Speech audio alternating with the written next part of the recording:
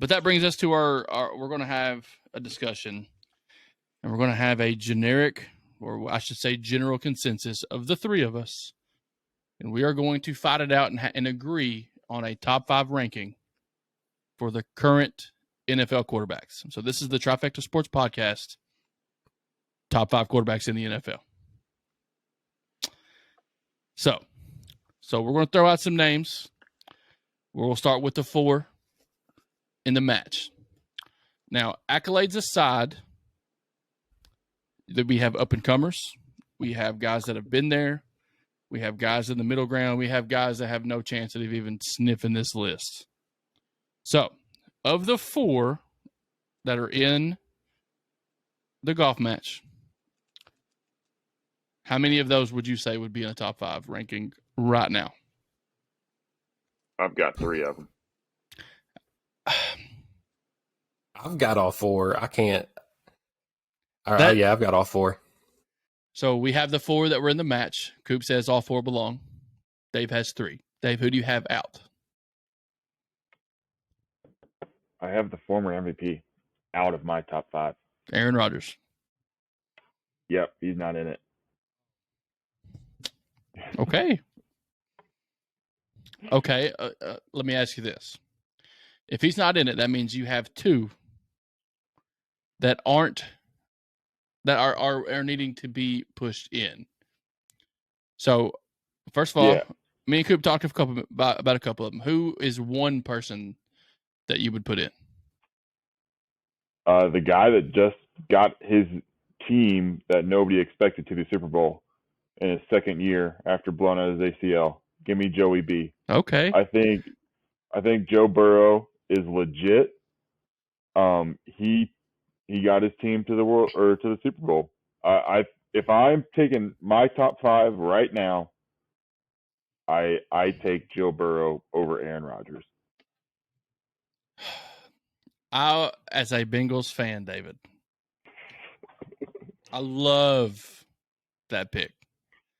But I'm going to need to see something else for one more year in order for him to go in my current top 5. That's my thing. Right. That's my bias kicking in too. We're saying current as in going into the 2022-23 season. Correct. Yeah.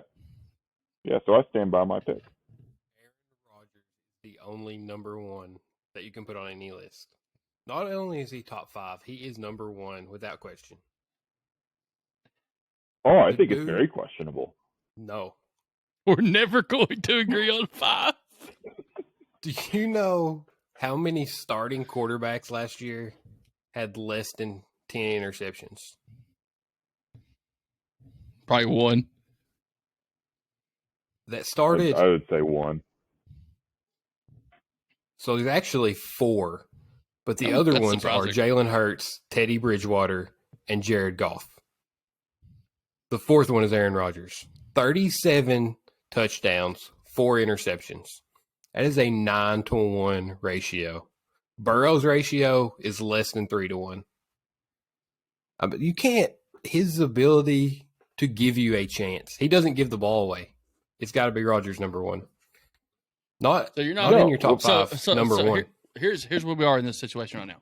Dave has Aaron Rodgers out of the top 4 or top 5, and Coop has him as number 1. Do you see the problem we're getting ready to run into? I'm just saying the guy is not a winner. He just sunk the winning putt in the match. He literally won it. All on him. Everybody else is done. Yeah, everybody else is sold out. Rodgers wins it. How many Super Bowl runs has he choked, though?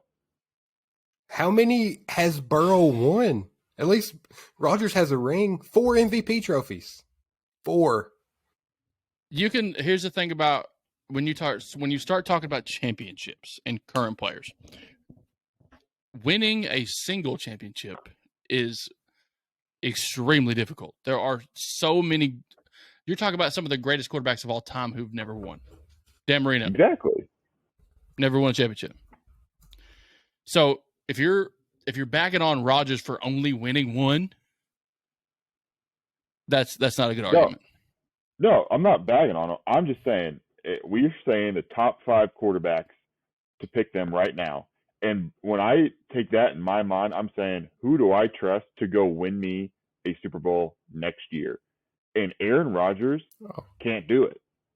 What are you? So why would I put him on top it. 5?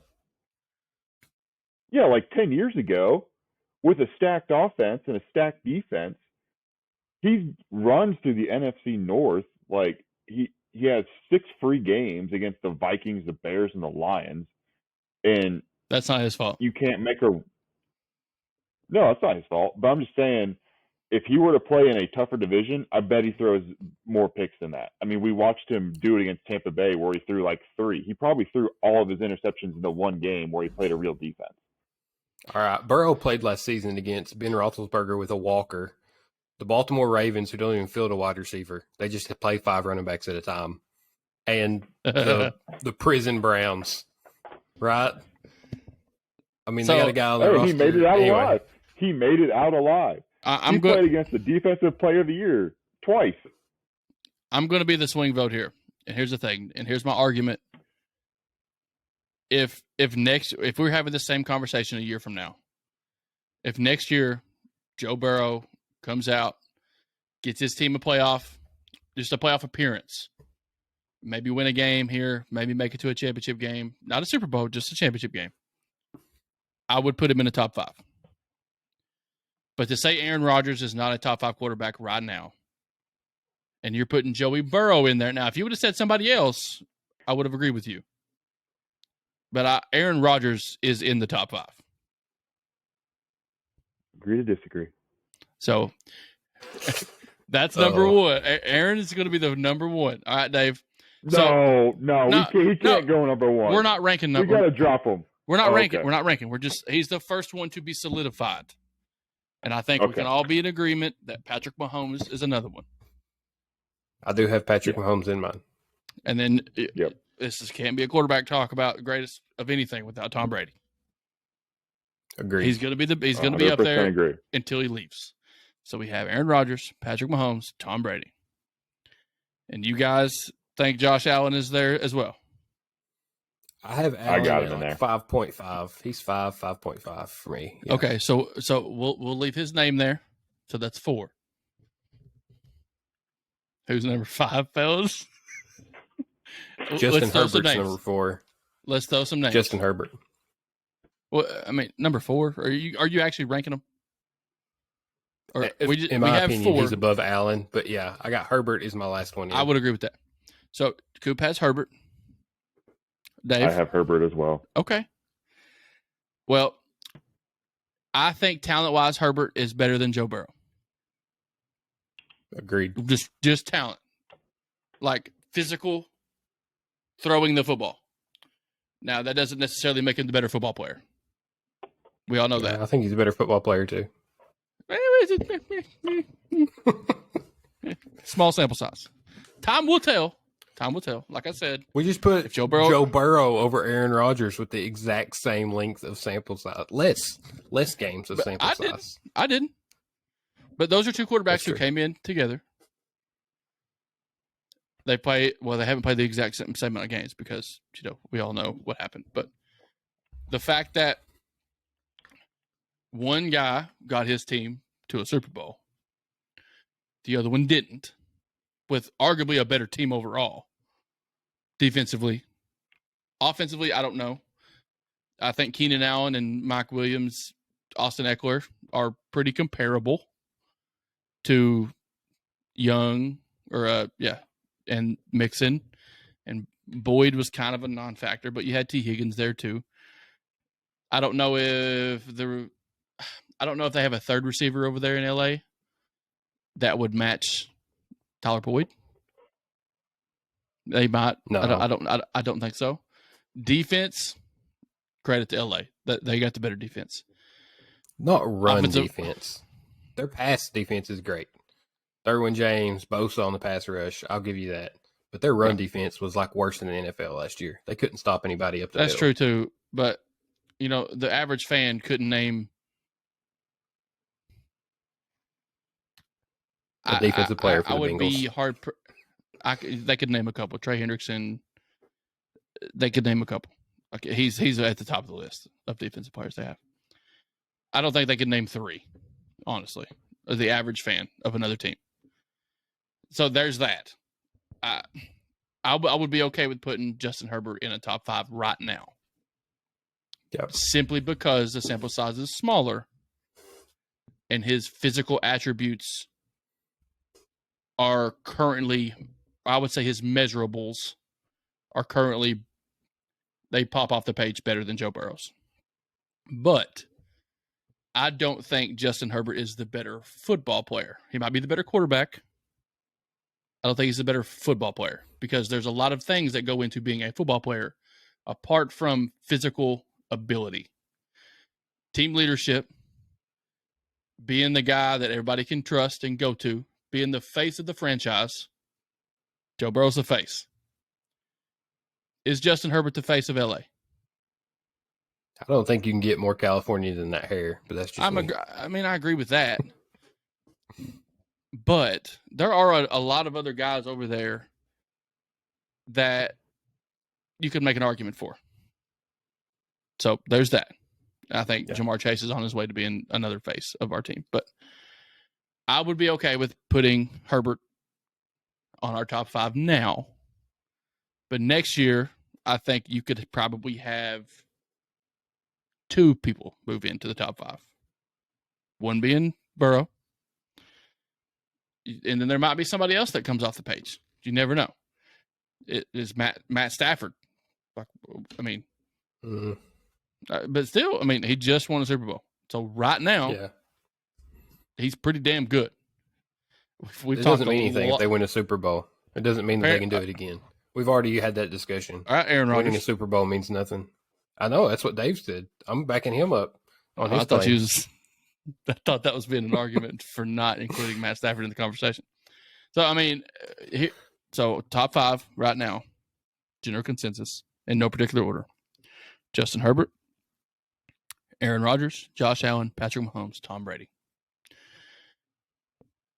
That's a pretty good list. Another name you could throw out there who hasn't been able to do anything. We've talked a lot of shit about him on this show. Dak Prescott. Numbers wise, he's pretty good. He's not even in the conversation. But think about it. An offense last year is who runs the offense, Coop? Do what? Who runs the offense? Who runs the offense? I feel like it's a trick question. Are you looking for the coordinator? It's not. No, it's the freaking quarterback. Regular season. Yeah. Who had the best offensive numbers in almost every category? The Dallas Cowboys. Whether that be the quarterback has a lot to do with run offense as well. Yeah. It's not just handing the ball. It's not just hand the ball off to 2 running backs and go. It happens. Opening up, passing, all that stuff. It's all working together. Dak Prescott is a freaking good quarterback. I talk shit about him because I don't like him, but he can't get it done in the playoffs. And I think that's part of what we're kind of battling here. He can't even get him to the playoffs. But statistically, over time, every year, when he's healthy, he's very, very good. Yeah. We'll see. Top 5 right now, we listed him. That name, that we'll come back next year and do the same thing. We might do a mid-season top 5 right now because it could change as well. What I can't wait is when in the future here in the next couple of months, we get into that fantasy football talk, doing our ranking our fantasy teams. I know that. But it depends on what criteria you're talking about when we say top 5 right now. Top 5 right now, we're talking wins, numbers, potential, and stability, credibility. Those are the types of things we're talking about. Justin Herbert. Stability. So you want to bring back Aaron Rodgers and how stable he is. The guy who we don't know he might show up or not. He'll be there. Burrow's played 1 out of 2 seasons. He's walking around in the Don Joy, all right? But the guy's a winner. So he has won at every level now. You're not wrong. To get back onto the other quarterbacks, I think there's only 2 other guys you could even have close to this conversation, and they're different style of quarterback in Kyler Murray and Lamar Jackson. I was thinking I Lamar. don't think they're there. I think they really have to get better passing the ball. And I know Kyler can sling it, but I don't know. He just doesn't. He doesn't have the same presence the rest of them do. That's a good way to put it, because I don't think you could make an argument Kyler's top 10. Lamar is definitely top 10. But if you're picking between the two, it's Lamar Jackson all day. You know whose name didn't come up, and you guys told me was better than Dak, is Russell Wilson, because he's not a top 10 quarterback. Well, not right and now. You just confirmed it. But you had here's the thing: if he comes out with a new team and does well, and maybe gets some, 10 wins, 11 wins, 12 wins, that solidifies his talent. Now, like I just said, a presence, a stability, the overall being a leader in the face of the franchise. If he comes into Denver and does that, that's a significant push for a guy like Russell Wilson to push his way up in front of some of these younger guys. And these younger guys have a whole career ahead of them too. And we're talking about Russell Wilson, who is past his prime, heavily past his prime. And I think, honestly, you could say the same for Aaron Rodgers, past his prime. Oh, yeah. Although he is still competing and putting up great numbers, I don't think Tom Brady's ever going to be past his prime until he retires. That's just my opinion. Yeah. I think his prime happened at the end of his career. That's why he's not retiring. And I think what's going to be funny, because we talked about Dak and how they had the greatest offense in the regular season last year, and then they went out and lost to the 49ers in the first round, 23-17. And you go and take a Russell Wilson who was facing, the J.J. Watt Cardinals defense, the Los Angeles Rams defense, best in the league, then the 49ers great defense. And now you're going to put Russell Wilson, who struggled against those defenses. Now you're going to put him in the AFC West, who just became, arguably the best defensive conference. So yep. I don't think Russell Wilson's done himself any favors. If he was smart, he probably should have just stayed in Seattle because, if Aaron Donald doesn't come back, the Rams are not what the Rams were last year. And that directly correlates with my rankings, because I think, Aaron Rodgers, I left him out. He has an easier division. He has less games against more games against easier opponents. Where, like the Russell Wilson, he has more games against tougher opponents, and that's going to affect his numbers and his stats and what he's able to do. Even with Tom Brady, that AFC or NFC South, that's a pretty weak conference right now, or division right now. And, he is putting up ungodly stats, but he also has how many, 2 wide receivers and 2 tight ends to throw to now. I wouldn't say it was weak as opposed to evenly matched. I would say it's pretty level playing field for that conference in general, or that division, because the Dolphins are going to beat some people. The Bills beat people. I wouldn't say it was weak. I would say it's evenly matched. Brady's not in that division. Right. I'm thinking he plays for the freaking Patriots. The Dolphins? Oh, yeah. Patriots, yeah. And the Dolphins. But he's done so much. If Winston is hurt, I know there's reports right now that Jameis Winston's been limping around at camp and all kinds of buzz around New Orleans. If he's hurt, yeah, that division's pretty cake. Yeah. I'm an idiot. Don't listen to me. New Orleans has a good defense, but you get 4 games against the Panthers and the Falcons. Yeah. That's a cakewalk for Tom Brady. And that's why you see Tom Brady and Aaron Rodgers putting up these gaudy stats, because they're facing lesser defenders. And, Aaron Rodgers' true test will be this year when he doesn't have, Devontae Adams.